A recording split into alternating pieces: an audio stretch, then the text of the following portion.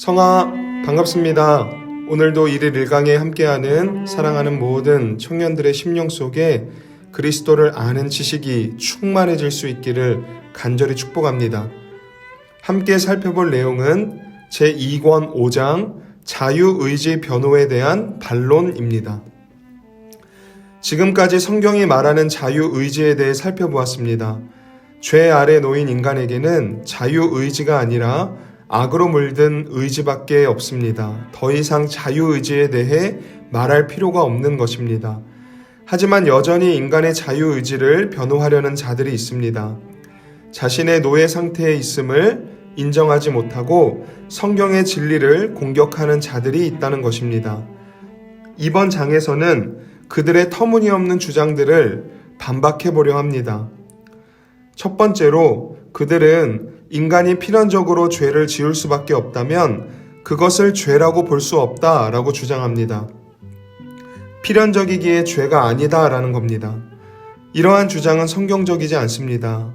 왜 그럴까요?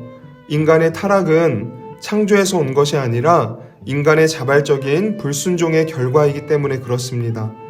만약 하나님께서 인간을 필연적으로 죄를 지을 수밖에 없는 존재로 창조하셨다면 하나님께서 인간의 죄를 벌하실 수 없습니다. 그 책임이 하나님께 있기 때문입니다. 그러나 하나님은 태초에 인간을 창조하실 때 필연적으로 죄를 지을 수밖에 없는 존재로 창조하지 않으셨습니다. 하나님의 형상대로 흠이 없는 완전한 존재로 창조하셨습니다. 그러므로 모든 인간의 죄는 심판받아 마땅합니다.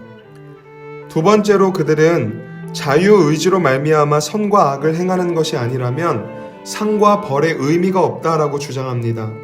선과 악이 자유의지의 선택에 의해서 생기는 것이 아니라면 벌을 받을 필요도 없고 상을 줄 필요도 없는 것 아니냐라는 겁니다. 어떻게 보면 이것은 맞는 말 같지만 전혀 그렇지 않습니다. 먼저 벌이라는 측면에서 살펴보면 인간은 부패한 본성이 원해서 죄를 짓는 것이기 때문에 벌을 받아 마땅합니다. 죄에 대한 책임이 사라지는 것이 아니기 때문입니다. 상도 마찬가지입니다. 상은 인간의 공로에 따른 것이 아니라 오직 하나님의 자비에 근거한 것이기 때문에 아무런 문제가 되지 않는 것입니다. 세 번째로 그들은 모든 사람이 전적으로 타락한 본성을 가지고 있다면 선한 사람과 악한 사람을 구분할 수 없다라고 주장합니다. 만일 우리의 의지가 선을 선택하는 능력을 갖지 못했다면 어차피 같은 본성을 가진 인간은 모두 악하기 때문에 선악의 구별이 없어질 것이라는 겁니다. 그러나 모든 사람이 다 악하지는 않습니다. 모든 사람이 동일한 영혼의 질병을 갖고 있다 할지라도 어떤 사람들은 그 질병으로부터 고침받기도 합니다. 하나님이 그렇게 해주시기를 원하시는 사람들입니다. 그 결과 어떤 사람들은 부패한 상태에서 그들의 인생을 죄로 허비해버리지만 하나님의 택함을 받은 사람들은 끝까지 하나님 안에서 인내하게 되는 것입니다. 네 번째로 그들은 전적으로 타락하여 순종할 능력이 없다면 성경의 교훈과 책망도 무의미하다고 주장합니다. 순종할 능력이 없는데 성경의 교훈이 무슨 필요가 있냐는 것입니다. 이것은 불경건한 자들이 성경의 교훈을 듣기 싫어서 하는 소리에 불과합니다. 성경의 모든 말씀들은 죄인된 우리가 반드시 순종하며 따라야 할 삶의 교훈과 길잡이가 됩니다. 하나님은 성경의 교훈을 순종하고자 하는 자들에게는 성령을 부어주셔서 새롭게 하십니다. 하지만 성경의 교훈을 멀리하는 자들에게는 마지막 날 심판대 앞에서 악한 자들을 정죄하는 기준이 되게 하십니다. 하나님은 지금까지 말씀의 권면과 교훈을 귀히 사용해 오셨습니다. 하나님은 성경의 교훈을 통해 택하신 자들을 각성시키셨고 선한 소원을 일으키셨고 게으름을 떨치게 하셨고 죄악의 달콤한 욕망을 제거하게 하시며 동시에 죄를 미워하는 힘을 일으키셨습니다. 자유의지 옹호론자들은 앞서 살펴본 4가지 주장들 외에도 또 다른 주장을 내세웁니다.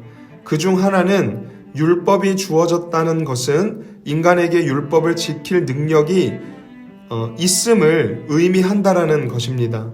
하지만 성경은 인간에게 율법을 지킬 능력이 있다고 말씀하지 않습니다. 성경은 율법에 대해 오히려 인간이 죄인임을 확증하는 기준이라고 말씀합니다. 로마서 3장 20절에 보면 그러므로 율법의 행위로 그의 앞에 의롭다 하심을 얻을 육체가 없나니 율법으로는 죄를 깨달음이니라 말씀합니다. 율법은 자유의지 옹호론 자들의 주장에 힘을 실어주지 않습니다. 율법은 오히려 인간이 악으로 기울어져 있음을 더욱 분명히 나타내는 증거입니다. 우리는 율법을 통해 자신의 타락한 본성을 발견하게 되고 그 결과 스스로의 능력으로는 도저히 구원에 이를 수 없음을 알게 되는 것입니다. 율법을 행할 수 있는 유일한 근거는 오직 하나님의 은혜에 달려 있습니다. 오늘 함께 나눈 내용을 정리하자면 인간에게 선이든 악이든 스스로 선택할 의지가 있다는 주장은 전혀 성경적이지 않습니다. 성경은 하나님의 구원하시는 일에 대해서 말씀하실 때 절반만 산 자가 아니라 완전히 부패하고 죽은 자를 구원하시고 살리셨다라고 말씀합니다. 에베소서 2장 5절에 허물로 죽은 우리를 그리스도와 함께 살리셨고 너희는 은혜로 구원을 받은 것이니라 말씀하십니다. 그런 점에서 볼 때 인간에게는 자유의지가 아니라 악으로 물든 타락한 의지만 있을 뿐입니다. 이 타락한 의지는 완전히 죽은 것이므로 개선되는 정도가 아니라 다시 살아나야만, 거듭나야만 하는 것입니다. 그래서 하나님의 전적인 은혜가 필요한 것입니다. 그러므로 오늘 하루도 성령의 은혜가 내 안에 항상 충만하도록 매 순간마다 기도에 힘쓰며 오늘 하루를 살아가시는 사랑하는 우리 모든 청년들 될 수 있기를 주님의 이름으로 간절히 축복합니다.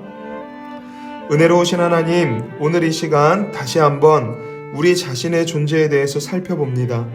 우리는 하나님의 은혜로만 다시 살아나야 하고 거듭나야 하는 존재임을 깨닫게 하여 주시고 우리를 그리스도께로 인도하는 성령의 은혜가 충만할 수 있도록 연약한 우리 심령을 붙들어 주시고 인도해 주시옵소서. 사랑하는 우리 청년들, 오늘 하루 삶 속에도 함께 하여 주시고 때를 따라 돕는 은혜로 인도해 주시옵소서. 예수님의 이름으로 간절히 기도드립니다. 아멘.